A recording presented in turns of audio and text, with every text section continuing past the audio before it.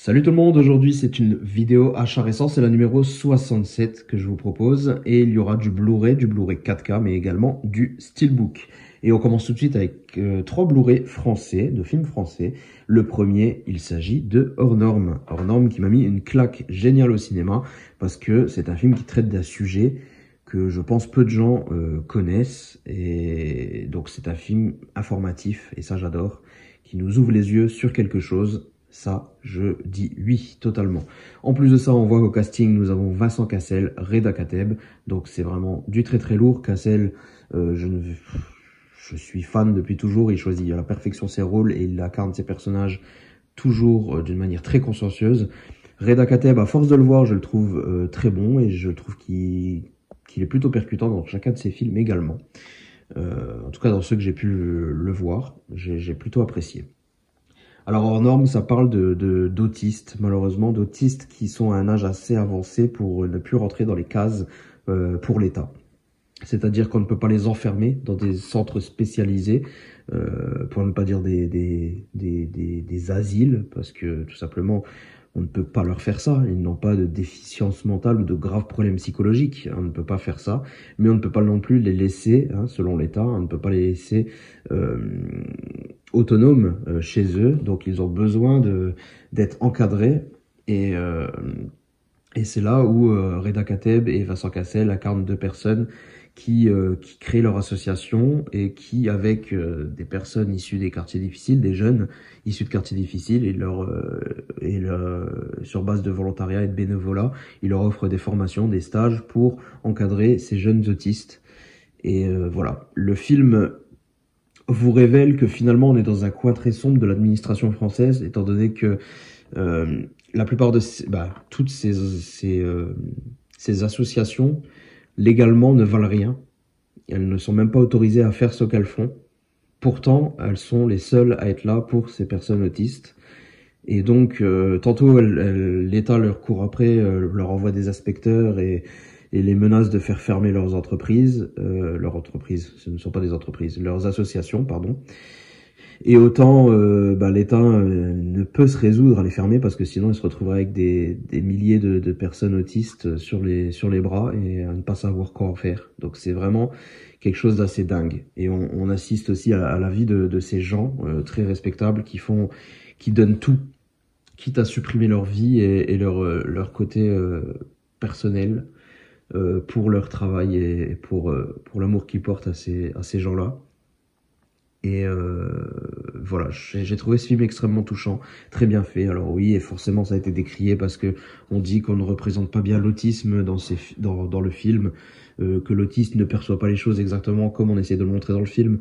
Mais j'ai envie de dire, c'était pas réellement l'intention première du réalisateur, c'est clairement pas ça. Moi, le film m'a transporté, m'a ouvert les yeux sur un sujet assez grave, sur quelque chose dont je n'étais pas au courant et quelque chose qui m'a plutôt touché. Et je trouve vraiment que le film est très très bon, donc je vous conseille de le voir.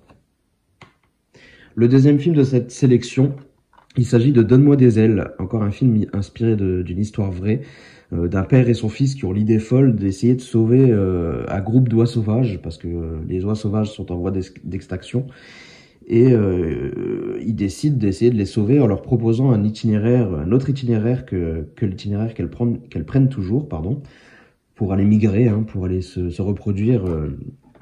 Ils décident de trouver un itinéraire moins dangereux pour elles.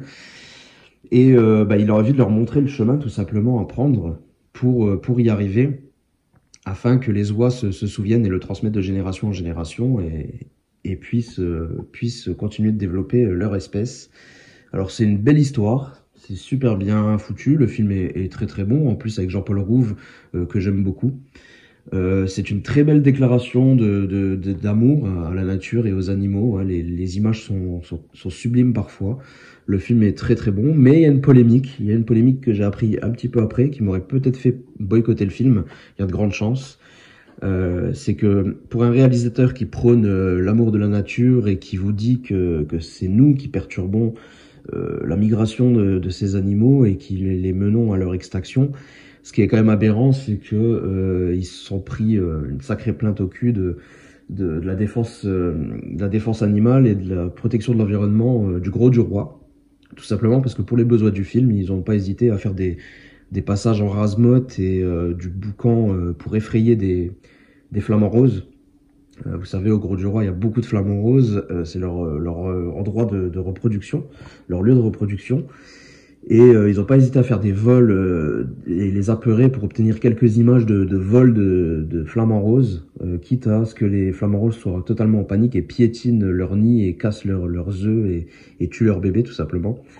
Et je trouve ça assez aberrant quand on fait un film vraiment sur la nature et sur voilà les êtres humains qui sont la cause de beaucoup de problèmes dans la reproduction animale.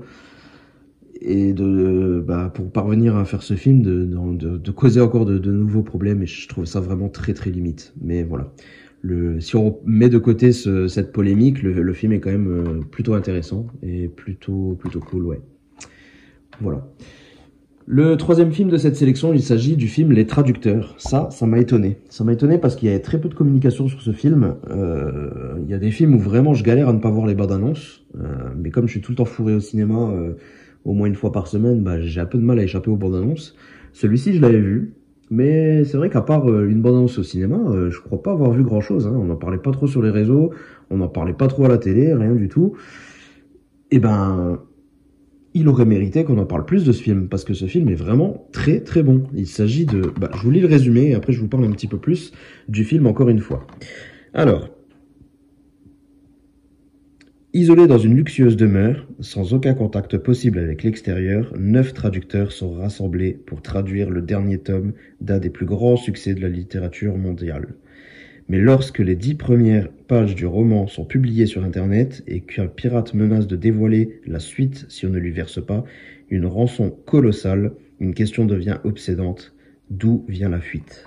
C'est un thriller génial, avec moult retournements de situation qui arrivent au plus haut point et qui sont pas forcément les plus prévisibles, donc c'est vraiment génial, avec en plus un très beau casting, avec notamment il y a Olga Kurilenko, il y a également, vous pouvez voir ici, Lambert Wilson. Après les autres, je crois que je connaissais personne, mais voilà, là, juste Lambert Wilson et Olga Kurilenko, déjà moi ça m'a parlé. Et voilà, le film est drôlement efficace. Et au départ, je me disais, ouais, quoi, un pitch sur un bouquin, quoi, des traducteurs qui se retrouvent enfermés dans une maison, mais ça part trop loin. Quand je voyais la bande-annonce, je disais, wow, l'autre il sort un flingue et tout, on parle d'un livre. Mais non, en fait, c'est crédible. Quand vous êtes dans le truc, c'est totalement crédible et c'est un truc de fou. C'est un truc de fou, le film est très bon et je comprends pas qu'il ait pas fait un petit peu plus de bruit, qu'on n'ait pas du moins alloué un petit peu plus de budget com à ce film. Il l'aurait mérité parce que je pense qu'il aurait eu un plus gros succès. En tout cas, le film est très très bon, je vous le conseille. Ensuite, encore un Blu-ray. Cette fois-ci, on parle test de calibration. Allez hop, normalement ça doit être bon. Ouais, je pense que là le son est correct. Ensuite, nous sommes encore sur un Blu-ray, mais cette fois-ci un film américain. Il s'agit du film La Voix de la Justice, que j'avais été voir au cinéma avec l'excellent Michael B. Jordan, Jamie Foxx et Brie Larson. Jamie Foxx qui est incarné par un jeune condamné à mort, un condamné à mort tout court, qui doit prendre sa sentence très prochainement. Et Michael B. Jordan qui est un tout nouvel avocat qui vient d'être diplômé de Harvard, donc qui pourrait traiter n'importe quelle affaire. Quand vous êtes diplômé d'Harvard, vous pouvez prendre n'importe quelle affaire et vous faire du pognon sans problème. Mais lui va décider de défendre ce condamné à mort, quitte à risquer sa vie, sa carrière entière, et quitte à rien gagner non plus, niveau argent, c'était clair et net. Mais voilà, il va tout mettre en œuvre pour essayer de sauver notre ami Jamie Foxx, parce qu'il est persuadé qu'il est innocent. Et donc voilà, il va se heurter à de gros problèmes forcément, et le film est super prenant. Je vous laisse le voir tranquillement, ou me dire ce que vous en avez vu, ce que vous en avez pensé, pardon, si vous l'avez déjà vu. Mais je vous le conseille en tout cas. Ensuite, on passe sur de l'animation. Et c'était l'une de mes plus grosses claques de ces derniers mois. Je me suis pris J'ai perdu mon corps. Alors ce film français est vraiment, vraiment génial. J'ai vraiment adoré. Je vous lis le speech, mais je vous en dirai même pas beaucoup plus. Non, faut se laisser la surprise. Enfin bref, je vous lis juste quand même le petit speech qu'il y a derrière. À Paris, Naoufel tombe amoureux de Gabrielle. Un peu plus loin dans la ville, une main coupée s'échappe d'un labo. Bien décidé à retrouver son corps, s'engage alors une cavale vertigineuse à travers la ville, semée d'embûches et des souvenirs de sa vie, jusqu'au terrible accident. Naoufel, la main, Gabrielle, tous trois retrouveront, d'une façon poétique et inattendue, le fil de leur histoire. Le film est très bien monté, ça participe énormément à l'application, à l'émotion dans ce film, et j'ai vraiment pris ma claque. J'ai pas envie de vous en dire plus parce qu'il faut juste le découvrir, faire un petit peu confiance et juste le regarder. Juste le regarder, et je pense que ça fonctionnera sur vous aussi. En tout cas, moi, j'ai été totalement convaincu. Et ça a été, franchement, au niveau animation, ça a été l'une de mes plus grosses claques de ces dernières années, honnêtement. Et voilà, je vous le conseille, je vous le conseille, je vous le conseille. Même si c'est peut-être pas votre tasse de thé habituellement, essayez de voir ça, c'est super touchant. C'est super cool. Ensuite, on passe au Blu-ray 4K. Un Blu-ray 4K que je me suis pris et pourtant je ne pensais pas du tout me le prendre. Je vais tout vous expliquer. Il s'agit de Gemini Man. Alors, je reviendrai pas sur le film. Le film est ce qu'il est. Le film n'est pas ouf. C'est un thriller tout à fait standard. Il casse pas trois briques. Il est tout simple. Ultra prévisible. Mais c'est pas pour ça que j'ai pris le Blu-ray 4K. C'est pour l'aspect technique de ce film. Ce film est très particulier. Et j'avais été le voir au cinéma déjà par curiosité. Malheureusement dans mon cinéma il était diffusé en mode normal, donc parce que c'est un film qui était disponible en 120 images par seconde quand même. Hein. Donc j'aurais bien voulu, mais bon, en tout cas moi mon cinéma le diffusait en vitesse normale, donc c'était un petit peu dommage. En plus dans mon Gaumont, les vidéoprojecteurs sont un petit peu datent un petit peu. Honnêtement, je trouve que la qualité est pas géniale, donc j'ai même pas été bluffé par les détails de ce film, hein, tout simplement. Et donc je suis sorti du ciné, j'ai dit ouais ok, je viens de perdre 1h30, 1h45 de ma vie, parce que clairement j'avais rien, il y avait rien qui m'avait mis une claque, quoi, ni graphiquement, ni rien du tout, rien du tout. Et après je me dis mince, mais le Blu-ray 4K il va sortir, donc je vois les infos qui sortent avec comme quoi sur le Blu-ray 4K il sera en 60 images secondes. Je me suis dit tiens, j'ai quand même envie de voir ça. En plus, entre-temps, je vois que les caméras utilisées sont des caméras de malade.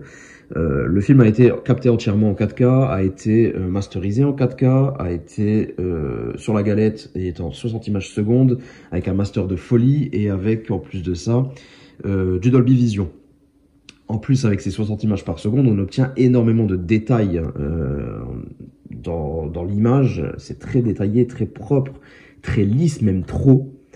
Mais j'avais envie de voir ça justement en vrai. Je me suis dit au cinéma je l'ai pas vécu, donc je voulais le voir quand même. Je dis allez hop, je me prends le 4K, je le trouverai pas trop cher. Je l'ai pris sur Rakuten, bon quand même assez cher. Hein. Je l'avais pris un petit peu après sa sortie. Je sais plus combien, mais moins cher que le 30 € habituel neuf, mais pas loin. Je crois que j'avais payé 22 ou 23 € quand même. Je le prends, je regarde, et là effectivement je me prends une claque visuelle. Mais une claque visuelle qui n'est pour moi qui est à double tranchant, parce que autant si vous êtes attaché au cinéma, ça va quand même vous faire la même chose qu'à moi, c'est-à-dire avoir l'impression de pas regarder un film. c'est quelque chose d'assez particulier, parce que les 60 images secondes vous dépaysent trop, en fait. On est tellement pas habitué à voir ça que on a l'impression de suivre un documentaire, quelque chose de filmé sur le vif. Je sais pas comment expliquer. On s'éloigne du code du cinéma tout simplement, et c'est très bizarre, très bizarre. Mais c'est pas dégueu non plus, c'est une autre approche, je dirais, c'est une autre approche du cinéma, et j'ai quand même bien apprécié, et j'ai été bluffé par la qualité, parce qu'il est vraiment magnifique ce film, c'est l'un des meilleurs masters que j'ai jamais vu, l'une des meilleures images que j'ai jamais vues. Alors j'évite de parler du jeune Will Smith, qui est un petit peu plus, qui a quelques défauts, hein, mais franchement la qualité globale de toute l'image est à couper le souffle, donc rien que pour ça je l'ai pris et je suis content, parce que ça me fait un petit peu un Blu-ray de démo, et quand j'ai envie de me prendre une claque visuelle sans forcément regarder un film qui va être le surkiff, c'est ça que je vais me mettre, et puis voilà. Donc une fois que j'ai vu le film et que j'ai validé mon choix et que je me suis dit ouais ok c'est bon je le garde, bah j'ai pas hésité, je me suis pris le Blu-ray Steelbook. Donc je me suis pris le Steelbook, c'était au Leclerc celui-là, je sais plus. Ouais, je crois que c'était le Leclerc. Hein. Je crois que c'est l'édition Leclerc, le steelbook plutôt pas mal. Je me suis dit quitte à le garder, autant le mettre dans un joli steelbook. Et puis bah voilà, j'ai pris celui-ci. Il est pas trop mal. Et puis voilà, ça clôture un petit peu ce que j'avais à vous dire sur Gemini Man. Mais n'hésitez pas à me dire ce que vous, si vous l'avez vu, ce que vous en avez pensé dans les commentaires. À savoir que vraiment la différence entre cinéma non équipé et Blu-ray 4K à la maison, ça n'a absolument rien à voir. Hein. Clairement rien à voir. C'est pas du tout le même film que vous regardez. Mais vraiment, si on parle du film à proprement parler, non, Gemini Man, c'est vraiment pas ouf, quoi. C'est vraiment pas ouf. C'est techniquement que c'est un bon et que c'est... J'ai pas dit que c'est ce que je voudrais que le cinéma devienne, mais c'est je sais pas, c'est techniquement un truc assez incroyable, mais que je mets pas dans le cinéma. C'est assez bizarre. C'est de l'hybride, je sais pas. Allez, on enchaîne avec le dernier steelbook de cette sélection. Il s'agit d'un steelbook tout simple, hein, ne vous emballez pas, il s'agit de Blurred, un film que je m'étais acheté tout récemment en Blu-ray amarré, hein, enfin tout récemment, il y a quelques mois quand même. Je me l'étais repris en Blu-ray amarré puisque j'avais envie de le revoir. Et puis je l'ai regardé et puis je me suis dit il passe bien finalement, je vais bien le garder et tout, il y a pas de souci. Et puis j'ai vu la dernière fois par hasard, je tombe sur une annonce sur Rakuten aussi, qu'il était à je sais plus 5 euros. 5 euros il me semble. Je l'ai payé 5 ou 6 euros, frais de port inclus. J'ai dit, allez hop, c'est bon, basta, je le prends. Il est pas ouf, hein, honnêtement, il est vraiment pas fou ce steelbook. Mais à 5 balles, c'est bien à la place du Amaré qui était tout moche. J'ai glissé le disque à l'intérieur. Et au moins, je l'ai en steelbook. Voilà. Donc, tous les achats que j'avais à vous présenter. Je pense que je vais continuer avec des achats parce que le mois d'août va être assez calme en termes de rentrée. Il n'y a pas grand chose. Ah non, il y a 2001, l'Odyssée de l'espace qui devrait rentrer là. Très prochainement, le Titan 9 culte. Et à part ça, je crois qu'en mois d'août, j'ai rien que j'ai prévu de recevoir et que je vous présenterai. Donc je pense que je vais vous faire des achats récents, c'est bien, ça rattrapera mon retard. À chaque fois une petite dizaine de minutes, voire un petit peu plus comme ça. Et puis au moins, je rattrape un peu mon retard et mes achats récents redeviendront des achats récents que je viens d'acheter réellement. Voilà, n'hésitez pas à me dire ce que vous avez pensé de cette sélection. On se retrouve très bientôt pour une prochaine vidéo. Portez-vous bien. Ciao tout le monde.